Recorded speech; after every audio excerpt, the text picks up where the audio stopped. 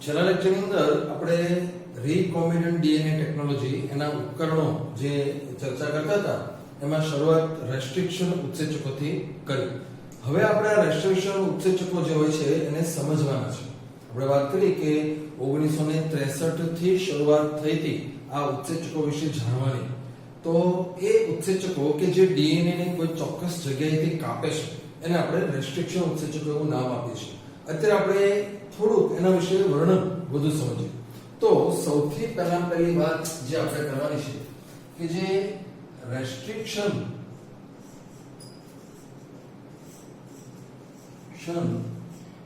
ઉત્સેચકો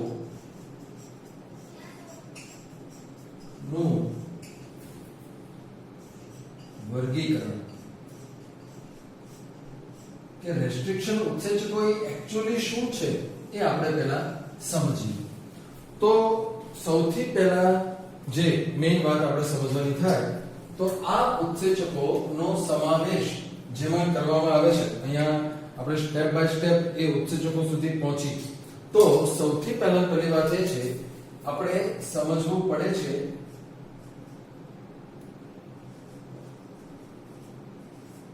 ન્યુક્લિએઝ ઉત્સેચકો. ન્યુક્લિએઝ ઉત્સેચકો, સૌથી પહેલી વાત આપણે ન્યુક્લિએઝ ઉત્સેચકો વિશે સમજવી પડે. કોને કહેવાય ન્યુક્લિએઝ ઉત્સેચકો?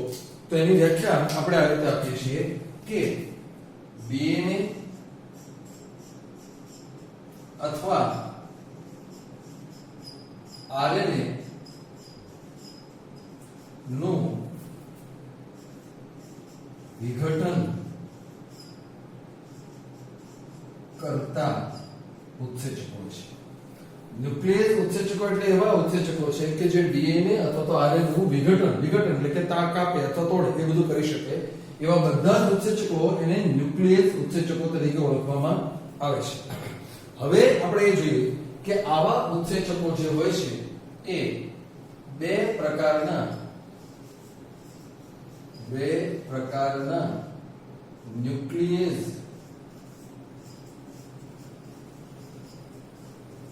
ઉત્સેચકો જોવા મળે છે. ઉત્સેચકો જે હોય છે ન્યુક્લિયસ ઉત્સેચકો બે પ્રકારના છે. આ બે પ્રકારો કયા છે એ આપણે સમજીએ. તો એમાં જે પહેલો પ્રકાર છે એ છે નોન રેસ્ટ્રિક્શન ન્યુક્લિએઝિસ.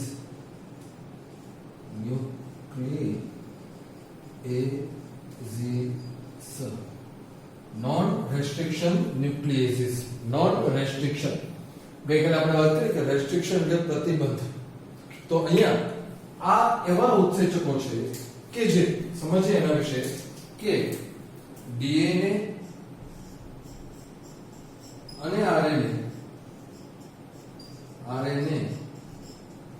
ને ગમે ત્યાંથી ગમે તે પ્રમાણમાં કાપી કે તોડી શકે છે. નોન રેસ્ટ્રિક્શન ન્યુક્લિયસ ઉત્સેચકો ડીએનએ અને આરએનએ ગમે ત્યાંથી ગમે તે રીતે તોડી નાખે છે, બધું જ તોડી નાખે છે. આવા જે ઉત્સેચકો હોય છે એ અહીંયા લખીએ આપણે કે પાચન માર્ગમાં જોવા મળતા ઉત્સેચકો. પાચન માર્ગમાં જોવા મળે છે. આપણે 11મા ધોરણની અંદર 16મા ચેપ્ટરમાં જે જોયું મનુષ્યનું પાચન તંત્ર, એમાં ન્યુક્લિયસ ઉત્સેચકોની વાત આવતી હતી. તો ન્યુક્લિયસ ઉત્સેચકો, ત્યારબાદ ડીઓક્સીરિબોન્યુક્લિયસ, રિબોન્યુક્લિયસ, ન્યુક્લિયોટાઇડેઝ, ન્યુક્લિયોસાઇડેઝ, આ બધા જ ઉત્સેચકો જે તમે ત્યાં ભણ્યા છો એ બધા જ આવા નોન રેસ્ટ્રિક્શન છે. એટલે કે એવા ઉત્સેચકો કે જે કોઈ પણ પ્રકારના પ્રતિબંધ વગર ગમે ત્યાંથી ગમે તે રીતે ડીએનએ ને કાપી અને તોડી નાખે છે. આપણા ખોરાકની અંદર જે ડીએનએ અને આરએનએ હોય છે એનું પાચન આ ઉત્સેચકો દ્વારા થતું હોય છે નોન રેસ્ટ્રિક્શન ન્યુક્લિએસિસ. હવે આપણે જે વાત કરીએ છીએ બીજા ઉત્સેચકો નંબર બી એ છે રેસ્ટ્રિક્શન ન્યુક્લિએસિસ.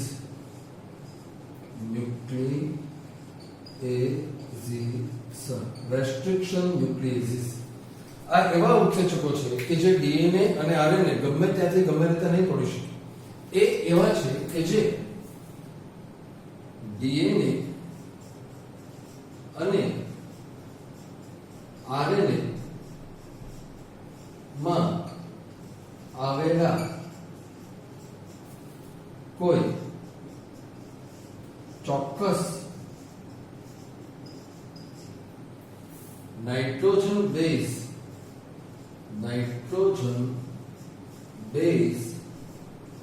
ક્રમ, આ નાઇટ્રોજન બેઝ નો કોઈ ચોક્કસ ક્રમ જેને નામ આપવામાં આવે છે ઓળખ શૃંખલા.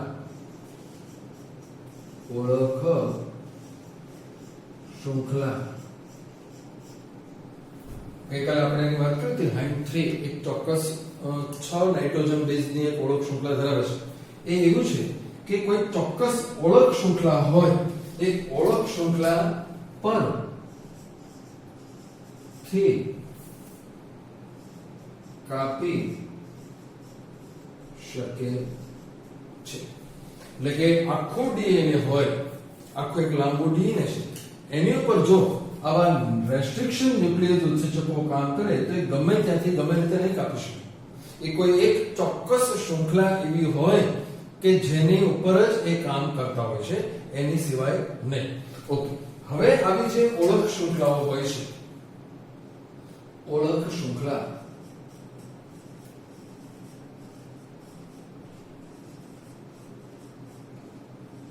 કેવી હોય? તો મોટાભાગે એવું જોવા મળે છે કે જે ઓળખ શૃંખલા હોય છે એ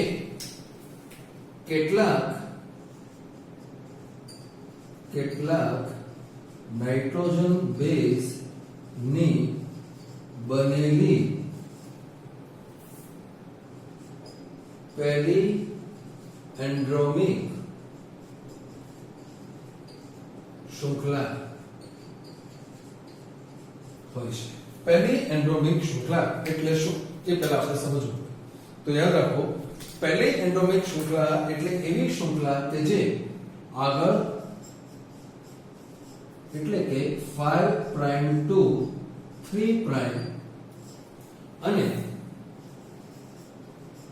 પાછળ એટલે કે 3 પ્રાઇમ ટુ 5 પ્રાઇમ એક સરખી વંચાય છે.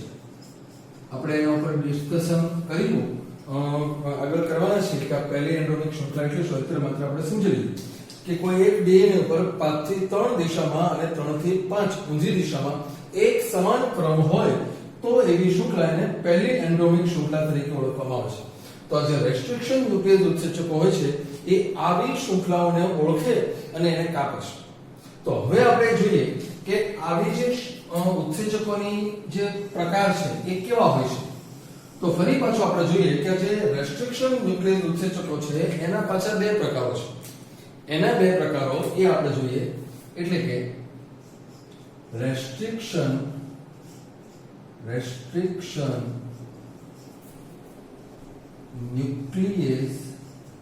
ન્યુક્લિએસિસ ના બે પ્રકારો જોવા મળે છે. રેસ્ટ્રિક્શન ન્યુક્લિએસિસ જે હોય છે એના પણ આપણને બે પ્રકારો જોવા મળે છે. તો એની અંદર આપણે ચર્ચા કરીએ તો એનો જે પહેલો પ્રકાર છે, અહીંયા જે શૃંખલા છે એ કેવી રીતે કપાય છે એના આધારે જોઈએ. તો પહેલો પ્રકાર જે છે એ છે રેસ્ટ્રિક્શન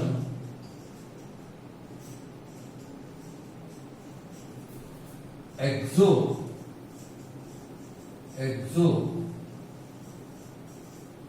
ન્યુક્લિએસિસ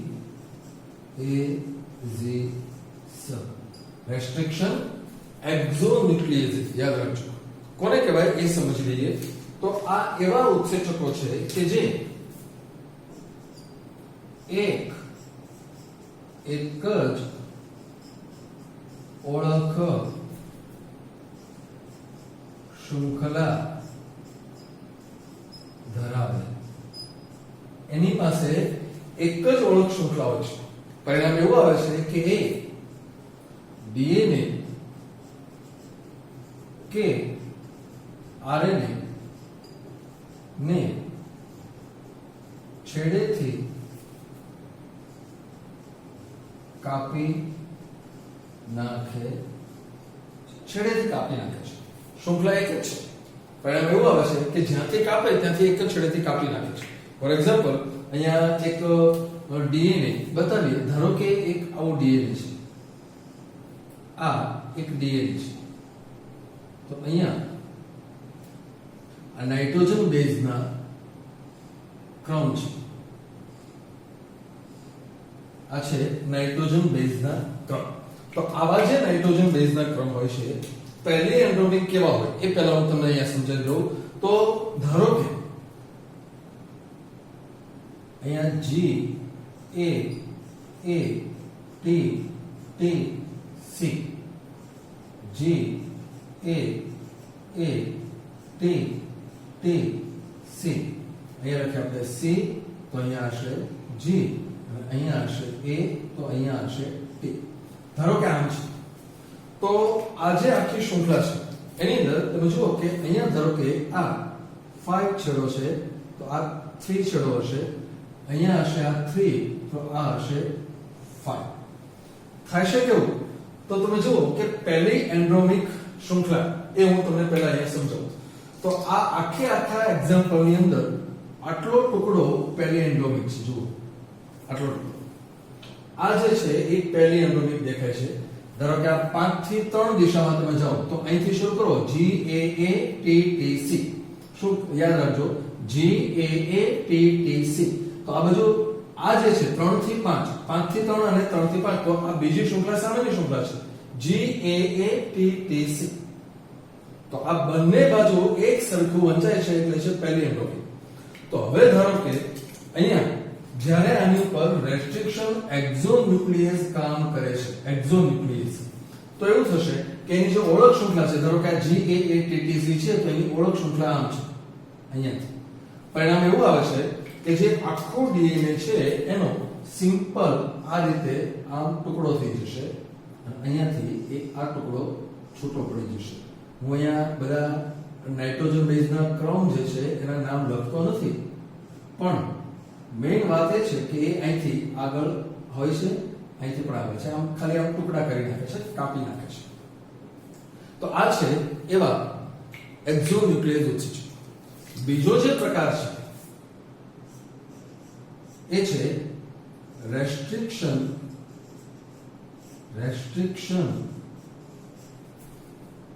એન્ડો ન્યુક્લિયેસિસ રેસ્ટ્રિક્શન એન્ડોન્યુક્લિયેસિસ પરિણામ શું આવે છે તો અહીંયા આપણે જોઈએ એના લક્ષણ કે આ એવા ઉત્સેચકો છે કે જે બે અલગ અલગ ઓળખ શૃંખલાઓ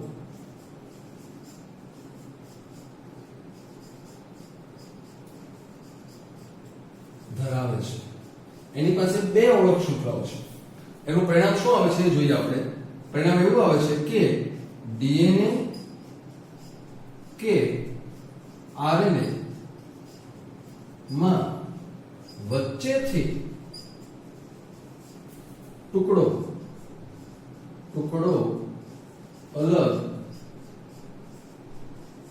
કરે છે ટુકડો વચ્ચેથી અલગ કરે છે એ કેવી રીતે કરે છે એ આપણે હમણાં જોઈએ એનું એક્ઝામ્પલ પણ પહેલા એને ફરી પાછા બે પ્રકારમાં આપણે વહેંચીએ છીએ આવા જે ઉત્સેચકો છે એના પણ બે પ્રકારો છે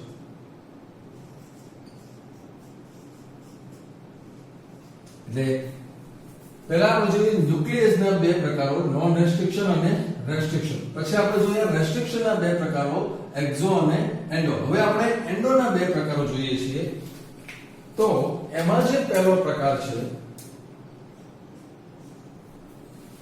રેસ્ટ્રિક્શન એન્ડોન્યુક્લિયસ ની અંદર જે પહેલો પ્રકાર છે એ છે non sticky and. Non sticky and. અને એનો બીજો પ્રકાર છે એ છે સ્ટિકી એન્ડ. એન્ડ એટલે છેડો. એ એન્ડ નથી, અહીંયા ઈ એન્ડ એન્ડ છે. અહીંયા આપણે જોશું કે એ બુઠ્ઠા છેડા બનાવે અને આ છે એ ચીપકું છેડા બનાવે છે. બુઠ્ઠા છેડા બનાવે અને ચીપકું છેડા બનાવે છે. એ બંનેના જે એક્ઝામ્પલ છે એ આપણે એક સામાન્ય ડીએનએ ના એક્ઝામ્પલ થી સમજીએ. ધારો કે એક ડીએનએ આમ છે, આ છે એક ડીએનએ.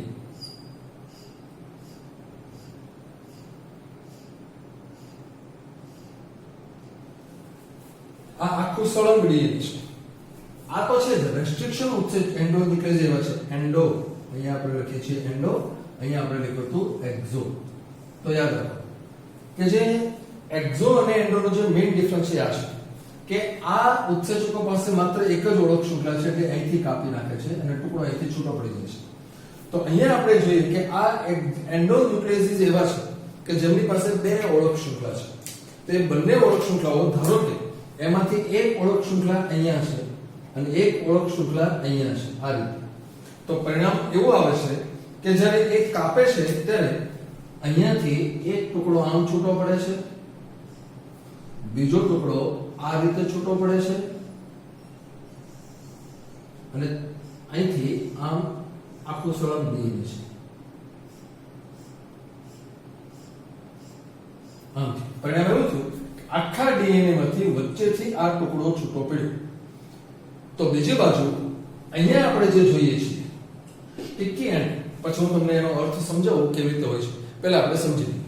તો ધારો કે આવી જ રીતે એક ડીએનએ આવું છે.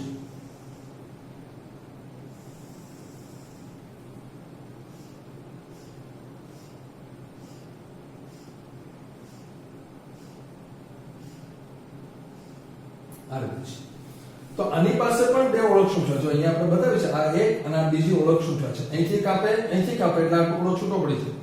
પરંતુ અહીંયા આપણે જોઈએ કે આ જે સ્ટિકી એન્ડ બનાવતા જે ઉત્સેચકો છે એન્ડોન્યુક્લિયસ છે, પણ એ કેવા છે કે એની ઓળખ શૃંખલા આ રીતે હોય છે. એ આવી રીતે કટ મૂકે છે અને જે બીજો કટ છે એ અહીંયાથી આમ મૂકે છે આ રીતે.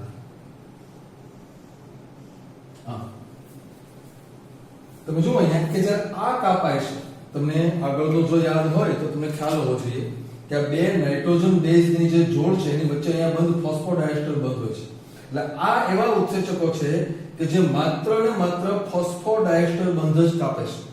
જ્યારે આ એવા ઉત્સેચકો છે કે જે ફોસ્ફોડાયસ્ટર બંધની સાથે સાથે તમે જુઓ અહીંયા કપાણી ફોસ્ફોડાયસ્ટર, અહીંયા ફોસ્ફોડાયસ્ટર, વચ્ચેના જે બે છે એ બંને હાઇડ્રોજન બંધ છે.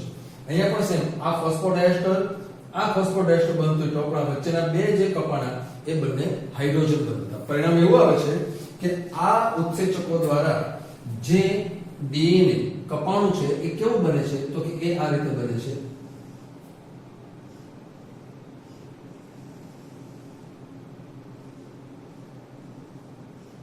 આમ છે. તો આનો જે છેડો છે એ કપાયેલો છેડો આમ હશે અને આનો જે કપાયેલો છેડો છે એ આમ હશે. આમ છે. તો આવી રીતે એ આવા બુઠ્ઠા છેડાઓ બને. તમે જો અહીંયા આ છેડા બુઠ્ઠા છે, જ્યારે અહીંયા આ ચીપકું છેડા છે. શું કામ આવું એને આપણે સમજી લઈએ. તો હવે આપણે એ જોવાનું છે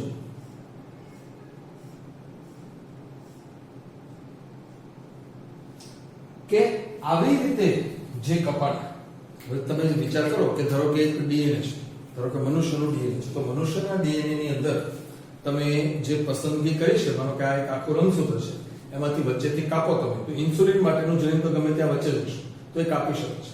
તો આગળ જતા તમારે એને વાહક સાથે જોડવાનું છે. અહીંયા જે કંઈ સમજાવવામાં આવે છે એનો બધાનો એક્ઝેક્ટ જવાબ તમને પાછો આગળના કેટલાક લેક્ચર્સમાં મળવાનો છે.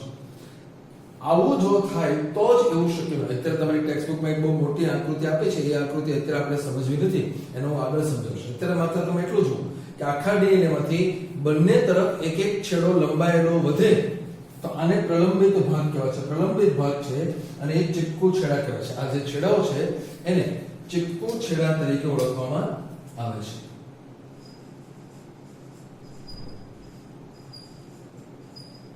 એટલે જે ઉત્સેચક થી તમે ઇચ્છિત ડીએનએ ને કાપો છો, એ જ ઉત્સેચક થી જો તમે વાહકને કાપો તો બંનેના ચીપકુ છેડા એક સરખા બને અને તો તમે એને લિગેઝ વડે જોડીને એક રીકોમ્બિનન્ટ ડીએનએ બનાવી શકો. એની ચર્ચાઓ પછી આપણે આગળ કરશું.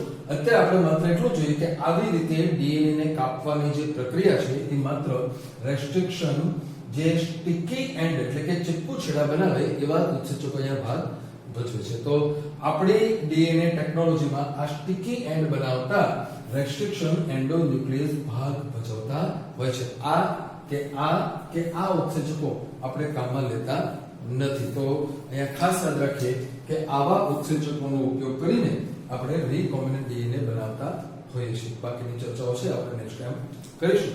અત્યારે બોર્ડ વર્ક જે આપણે કર્યું છે એની એક પીડીએફ કોપી તમે વિડિયો ડિસ્ક્રિપ્શનમાં જે નીચે લિંક આપેલી છે એના પરથી ડાઉનલોડ કરી શકો.